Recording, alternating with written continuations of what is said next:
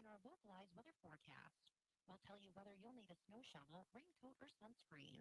We're proud to be part of the regional radio team providing compelling local content to listeners.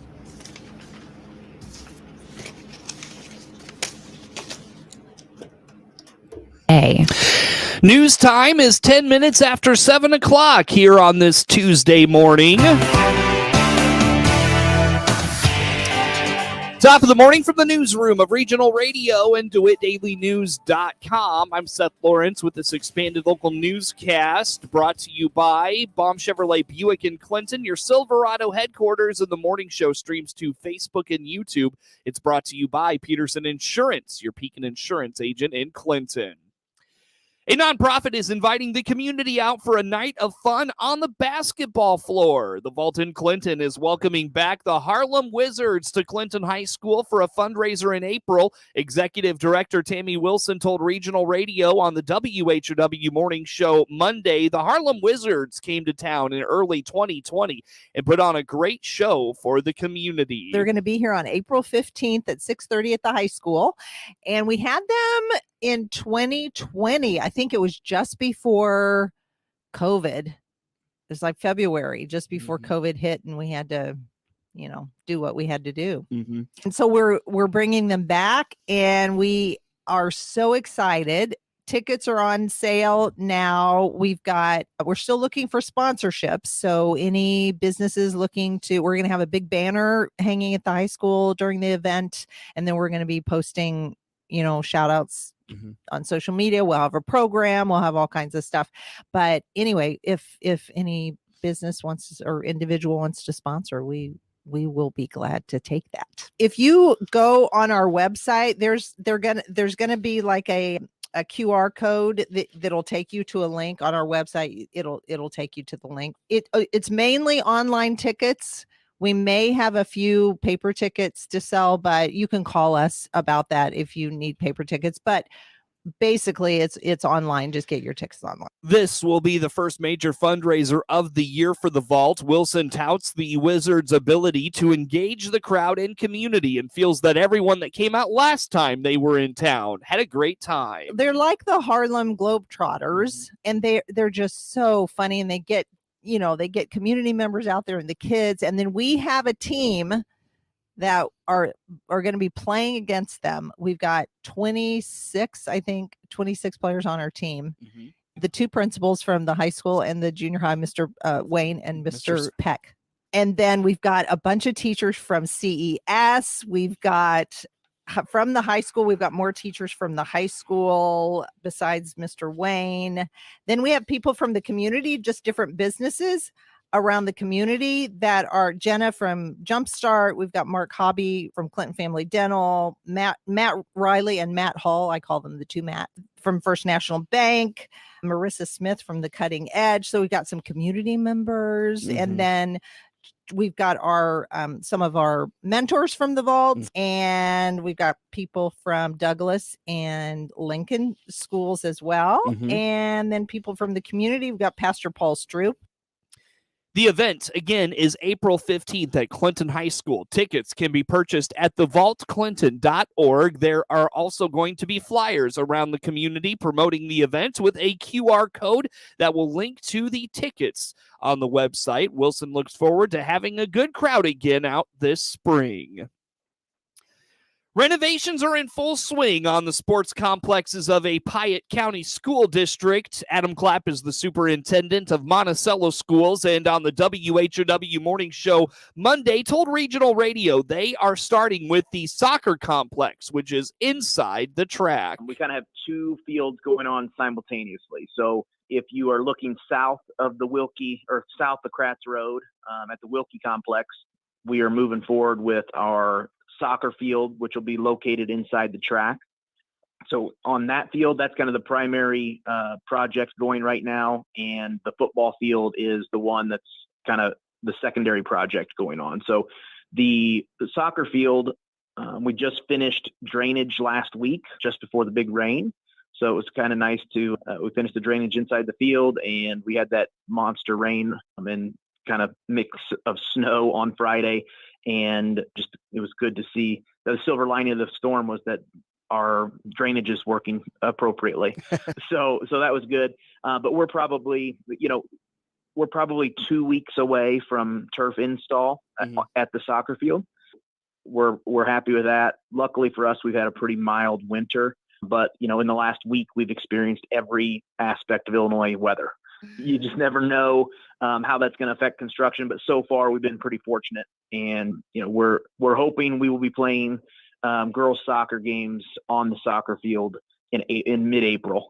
So that's good. And then from there, they'll just jump right over to the football field. They've already done the drainage at the football field, and they'll start stockpiling rock this week at soccer and at the football field. But turf install in 2 to 3 weeks at the soccer field, and then after they finish that, they'll jump over to the football field and do the same thing. So we're looking at a early summer completion for the football field.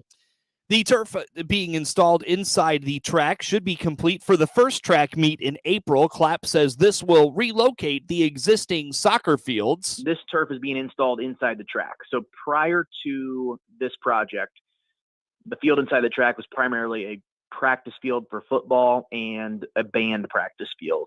Now it will be our game day soccer field. Our band will utilize that as well. Football will be there occasionally, but most of football practice will happen on the game field now, since we're not worried about tearing up grass and things of that nature. So another item that is going to be going on, we have lights at the current track complex, but we are upgrading our lights at the football complex. With that upgrade, we're going to be repurposing some light poles and repurposing them to the soccer field. So we'll have lights improvements at both locations. So we host a middle school track meet on April 10th, and work will be completed before April 10th. So right now there is we call it the track bridge. It's where all the equipment goes in and out of the interior of the track. They built a track, like a bridge laid some plywood down and put rock over top of it, so the equipment can drive over the track without damaging the track. Right now, that's there. So in the next few weeks, they will remove that. And so we can still practice track out there, but we wouldn't be able to host a meet today, but we'll be able to host a meet in about three weeks or so. For Clapp, one of the biggest benefits of the new turf at the sports complexes is going to be allowing other school programs and classes access to those fields. He indicates things right now are rather limited.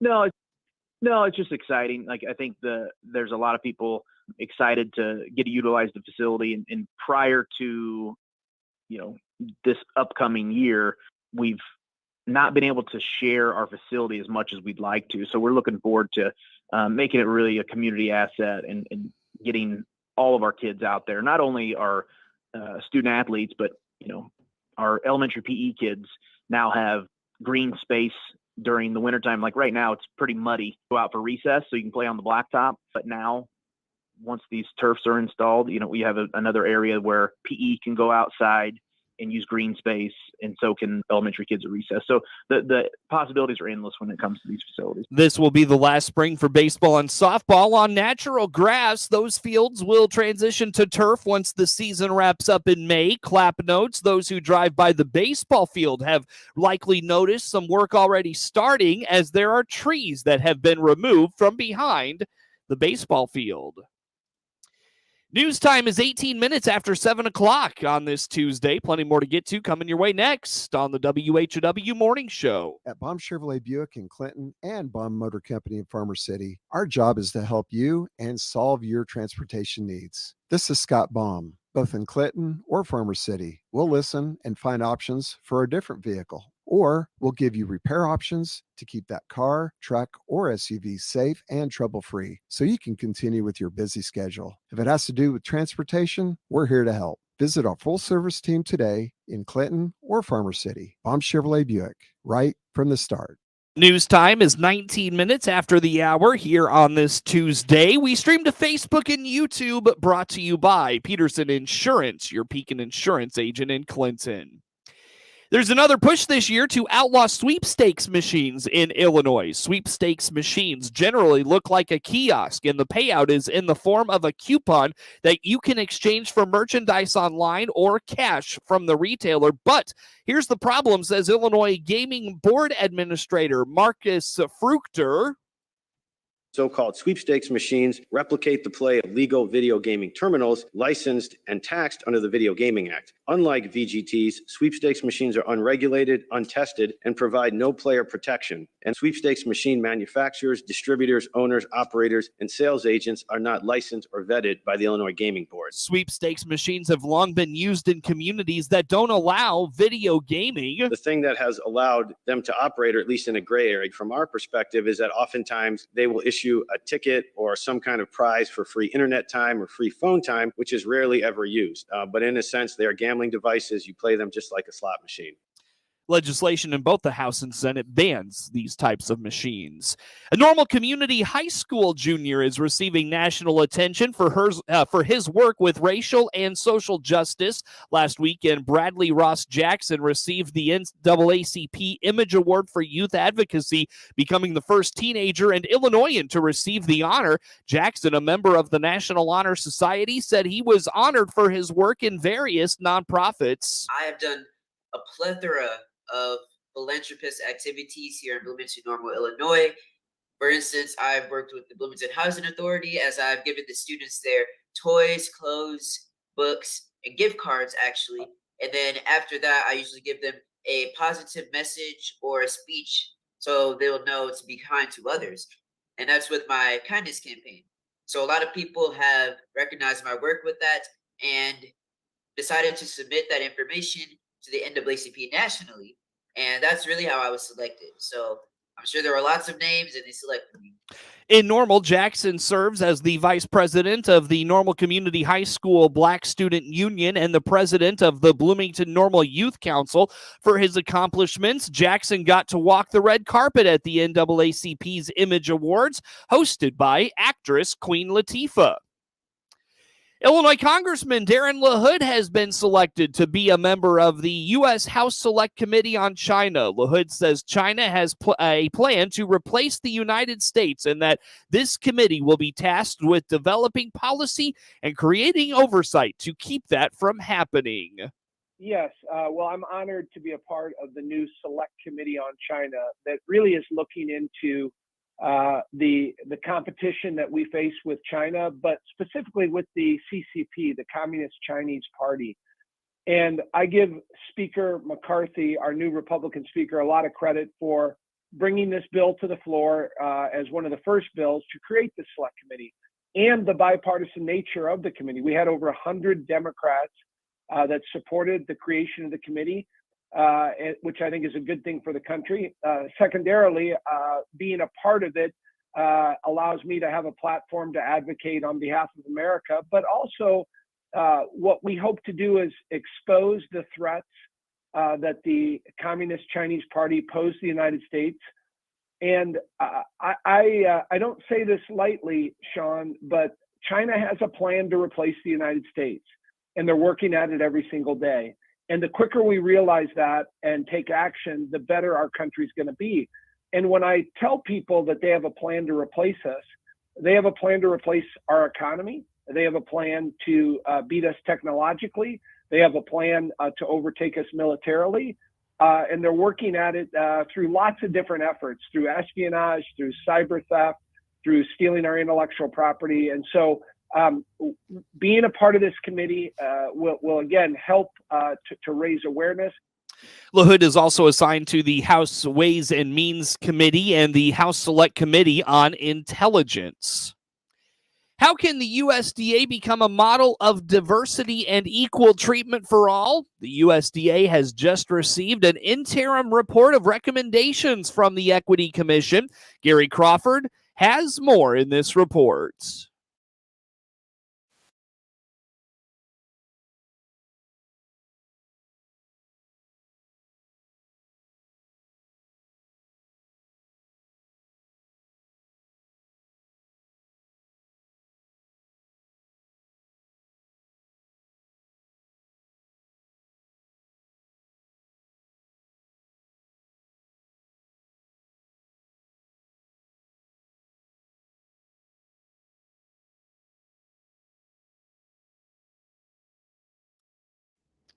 We'll try again. New consumer polls are showing increasing concerns about rising food prices. Gary Crawford has this report.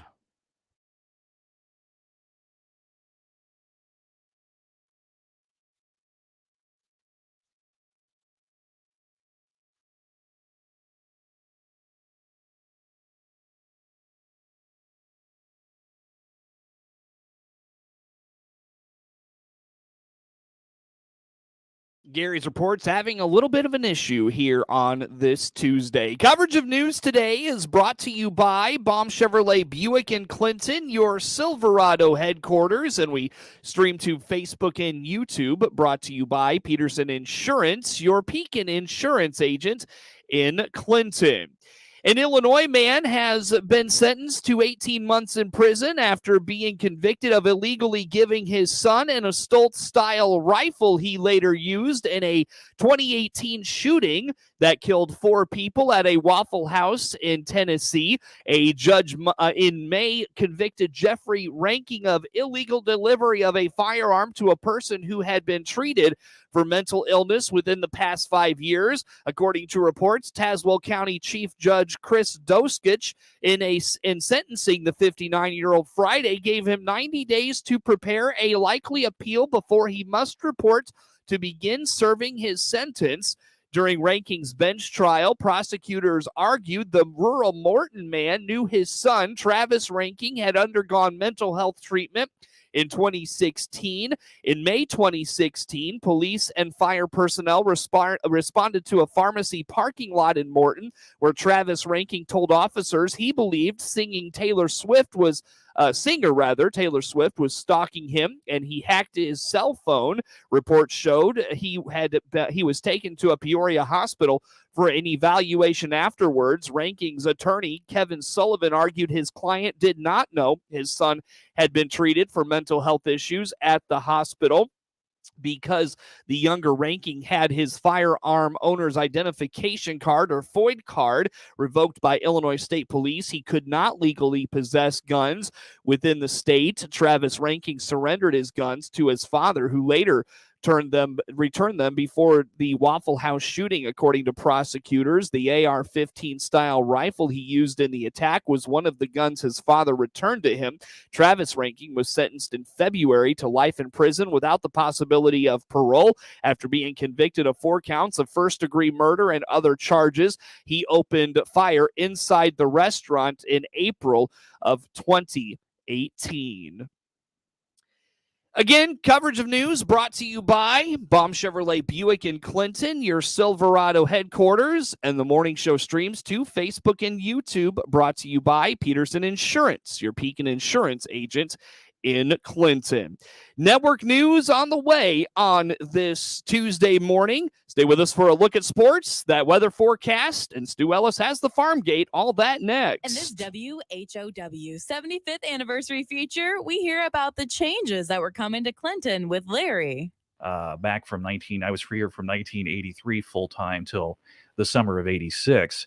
And in 1983, we had a couple major things happen in Clinton shortly after I got here. Not because I got here, but they just happened to happen during that time. One was our beautiful Walmart store opened that year. I bet you didn't know that we have a 25-year-old Walmart here. There's another big anniversary. Randy, there's another big anniversary idea. That's in the works. Okay, well, I should have known you guys would already be on that. They had to put that off. They got some remodeling that's going on. Yeah, the building has not changed much in those 25 years from what I can recall. And also, the McDonald's out in front of Walmart opened that year. And the reason why I bring that up, I got to do a live remote broadcast from their big grand opening on a Saturday from there on WHOW, and spent a couple of hours there, broadcasting on the air.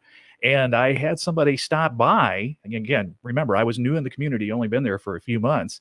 And I had a gentleman from the community stop by and stay there and hang out with me the entire time I did this remote broadcast and talk to me constantly when I was off the air. And that was Paul Huffman. And Paul, of course, is well known throughout the community, great supporter of kids and our sports teams. And he still tries to come out to a lot of the sporting events. And that's when I really got to know Paul for the first time. And he spent the afternoon with me at the McDonald's remote broadcast. So just another memory I had from my first year here in Clinton. I've been introduced to Polly and have ran into Polly, and definitely. He's probably listening right now, Paul, and we had fun with that and plenty of other experience. Paul used to like to, I don't know if he still does it, but he loves to sing the national anthem when they play the national anthem before ball games. That was Larry on this WHOW 75th anniversary feature. With SRN News, I'm Rich Thomason in Washington. They were caught in the crossfire of a deadly shootout. That's what authorities say about the 4 Americans who were abducted at gunpoint in Matamoros, Mexico, the home to warring factions of the Gulf Drug Cartel. A Southern Poverty Law Center staff attorney charged with domestic terrorism for his alleged role in Sunday's riot at the future site of a public safety training center in Atlanta. Rioters threw bricks, launched fireworks and Molotov cocktails at police, and destroyed construction equipment. Several dozen people were arrested. The death toll has risen to 2 in Sunday night's stampede by concert-goers in Rochester, New York. The crowd crush may have been prompted by fears of gunfire, but police say there is no evidence of shots having been fired. Watching Wall Street, Dow futures up 14 points. NASDAQ futures 20 points higher. More details at srnnews.com. With SRN Sports, I'm Jim Bartow. The New Orleans Saints say former Raiders quarterback Derek Carr has agreed to a 4-year contract. The Seattle Seahawks have agreed to terms with quarterback Geno Smith on a 3-year contract. A person familiar with the situation says the Las Vegas Raiders have placed the franchise tag on running back Josh Jacobs. The Atlantic Coast Conference tournament begins today with number 14 Miami holding the number 1 seed. Miami is joined by number 13 Virginia and number 21 Duke as the headlining teams at the 5-day event in Greensboro, North Carolina. Texas Tech has named second-year assistant Corey Williams as its interim coach for the Big 12 tournament as the school continues its investigation of suspended coach Mark Adams. And all eyes will be on Japanese baseball pitcher Roki Sasaki at the World Baseball Classic. He's regarded as the next big thing in baseball out of Japan. This is SRN Sports. UCLA has climbed to number 2 behind Houston in the latest Associated Press men's college basketball poll. Kansas, Alabama, and Purdue rounded out the top 5. Texas A&M climbed 6 spots to number 18 for the week's biggest jump. South Carolina remains number 1 in the Associated Press women's basketball poll for a 37th consecutive week. That breaks a second-place tie with Louisiana Tech for the longest streak all time. Only UConn has a longer run atop the poll with 51 consecutive weeks. Big Ten tournament champion Iowa moved up 5 spots to number 2. Indiana, Virginia Tech, and Stanford round out the top 5. Boston Red Sox infielder Justin Turner needed 16 stitches after he was hit in the face by a pitch during a spring training game against the Detroit Tigers. Turner's wife, Courtney, posted to Instagram, quote, "We are thanking God for no fractures and clear scans," end quote. This is SRN Sports. Time now for a look at sports. I'm Seth Lawrence with this report. The IHSA state finals are set. Supersectional action starting in Class 1A from Monday. From the Carbondale sectional, Tuscola toppled Mounds Meridian 74-53. From the normal ISU Supersectional, Bloomington Cornerstone Christian Academy rolled Chicago St. Francis de Sales 58-28. Class 2A Supersectional action from the SIU Supersectional, Teutopolis Edge Pinckneyville 42-40. From the Bank of Springfield Center Supersectional, it was Bloomington Central Catholic over Pontiac 67-53. Class 3A Supersectional action from the Ottawa Supersectional, Metamora rolled Aurora Marion Academy 60-48. From the Bank of Springfield Supersectional, East St. Louis edged Springfield Sacred Heart Griffin 59-56. Illinois State baseball freshman Daniel Pasella is the National Player of the Week, named by the Collegiate Baseball News. announcing Monday Monticello, who was one of 13 players honored, was one of just 3 freshmen and the only player from the Missouri Valley Conference who slugged 4 home runs as a part of a 6 for 20 week at the plate. Monticello launched a 109-mile-per-hour rocket over the right field wall at top 10 Arkansas Wednesday to extend the Redbird lead before slugging a 2-run blast in the 8th inning of a Saturday contest at Central Arkansas to give ISU the lead. He smacked a grand slam in the first inning of Sunday's game against Central Arkansas and added another home run in the 7th inning of that game. Monticello finished the week slugging .900 with 8 RBIs, scoring 5 runs, and had 9 chances in left field. He is the 3rd Redbird freshman with 2 home runs in a game since 2000 and the first ISU freshman to hit a grand slam since 2011. He is also the 2nd player in ISU history to receive a National Player of the Week honor, joining Ryan Cermak. ISU is scheduled to play at Nebraska this weekend. Seth Jones scored 2 of Chicago's 3 second-period goals as the Chicago Blackhawks stopped the Ottawa Senators' 5-game winning streak, blasting Ottawa 5-0 Monday night. Anders Bajork had 3 primary assists. Alex Stalock had 35 saves in his 11th career shutout. Lucas Reichel, Philip Kurashev, and Jason Dickinson scored for the last place Hawks. They snapped a 4-game losing streak. Ottawa remained 3 points back of idle Pittsburgh for second in the wild card in the Eastern Conference, wasting a prime opportunity to gain ground in the playoff race. The Senators outscored their opponents 27-10 during the win streak, with Cam Talbot sidelined by a lower body injury. Mads Sogard had 16 stops in his first regulation loss in 7 tries this season. He had 28 saves in a 4-3 overtime loss to the Blackhawks in Ottawa on February 17th. It was a tough night for Alex DeBrincat, who was shut out in his first game back at the United Center since he was traded to Ottawa in July. The 25-year-old spent his first 5 seasons with Chicago after he was a second-round pick in 2016. Led by Jones and Bajork, Chicago grabbed control in the second. Jones made it 2-0 when he finished a give-and-go with Bajork 2 minutes into the frame. Jones extended his scoring streak to 3 in a row, and Bajork recorded his first point in his second game since he was acquired in a trade with Buffalo last week. Jones scored again at 5:29, finishing a nice cross-ice feed from Bajork.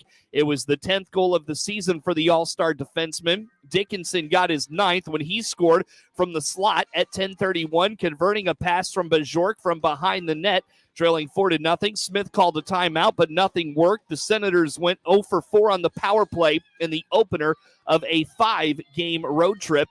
Reichel capped the scoring when he slipped in a backhander on a breakaway 3:18 into the third. It was his second goal in just his 18th NHL game.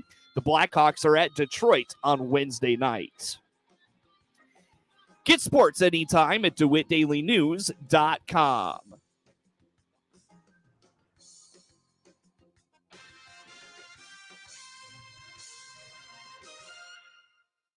This is staff meteorologist Jennifer Wojcicki with your regional radio forecast.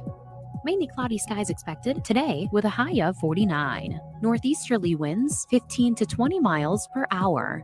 Lows around 35. Tonight, cloudy skies. Highs level off around 47. Tomorrow, overcast skies. Chance for scattered rain showers Thursday and Friday. Hear weather twice an hour or online anytime at DeWittDailyNews.com. Currently, it's 37. Hello again, everyone. This is Stu Ellis, swinging open the farm gate for you once again today. Well, new information from USDA's Economic Research Service shows that between fiscal years 2018 and 2022, Mexico accounted for nearly 14% of all agricultural exports. That country, of course, right now is challenging the U.S. with some of the biggest trade issues that we've seen for a while. With a total value of some 28 billion, Mexico projected to be the U.S.'s second largest destination for U.S. agricultural exports in fiscal year 2022, forecast to reach 15% in 2023. On average, Mexico purchased $6.5 billion in U.S. grain and feed per year between 2018 and 2022, accounting for some 18% of the largest export commodity group. Demand for grains and feed has been spurred by the expansion of Mexico's cattle industry and growing consumption of animal products. However, the report does not consider the future impacts of Mexico's decree banning imports of genetically engineered corn. Meanwhile, between 2018 and 2022, Mexico's imports of livestock, poultry, and dairy products represented an average of some 18% of U.S. exports and accounted for $6.3 billion in sales. Soybeans, not quite as big. Soybeans and oil seed products are some 11%, accounting for about $3.8 billion per year.